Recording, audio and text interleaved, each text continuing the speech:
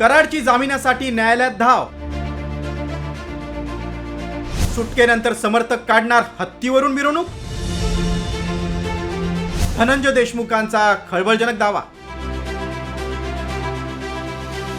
बीड जिल्ह्यातील मस्साजोगचे सरपंच संतोष देशमुख हत्येला आता 1 वर्ष पूर्ण झाले, मात्र अद्याप या प्रकरणातील आरोपी कृष्णा आंधळेला पोलिसांनी अटक केलेली नाही। तर दुसरीकडे या प्रकरणातील मुख्य आरोपी वाल्मिक कराडनं मुंबई उच्च न्यायालयाच्या औरंगाबाद खंडपीठात जामिनासाठी धाव घेतली। मात्र न्यायालयाच्या सुनावणी आधीच धनंजय देशमुखांनी कराड समर्थकांवर गंभीर आरोप केले। जे आरोपीचे समर्थन करणारे लोक आहेत ते अटक झाल्यापासून ते आतापर्यंत ह्याच्या वल्गना करतायत की आरोपी सुटणार, त्याची हत्तीवरून मिरवणूक काढणार किंवा सेलिब्रेट करणार किंवा कुटुंबाला भयभीत करायचा हा त्यांचा प्रयत्न आहे। परंतु तसं काही गोष्टी होणार नाहीत, कुटुंब भिणार नाही की आरोपी सुटणार तर त्याचं कायदा किती कडक आहे किंवा कायद्याची काय कारवाई आहे ते मुख्यमंत्री साहेबांनी त्या समर्थन करणाऱ्या लोकांना आणि आरोपीला दाखवलं पाहिजे। दरम्यान आरोपी वाल्मिक कराडच्या सुटकेनंतर हत्तीवरून मिरवणूक काढण्याच्या अफवेवरून कराडला कुणाचा राजाश्रय आहे असा सवाल पुन्हा एकदा उपस्थित झालाय। अशातच सरपंच संतोष देशमुख प्रकरणातील वकिलांनीही आरोपीला जामीन देऊ नये असा युक्तिवाद कोर्टात केलाय। तसंच कराडबद्दल अफवा पसरवतायत त्यांच्यावर मुख्यमंत्र्यांनी कारवाई करावी अशी मागणी संतोष देशमुखांचे बंधू धनंजय देशमुखांनी केली। मुळात संघटित गुन्हेगारी त्याच्यामध्ये निष्पन्न होत नाही असा आरोपींच्या वकिलांचा युक्तिवाद होता।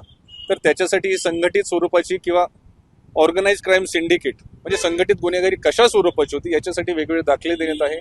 अगदी मकोकामध्ये जे 8 आरोपी आहेत त्या 8ही आरोपींसंदर्भात सबळ असा पुरावा त्यांच्या पोलीस यंत्रणेकडे आहे।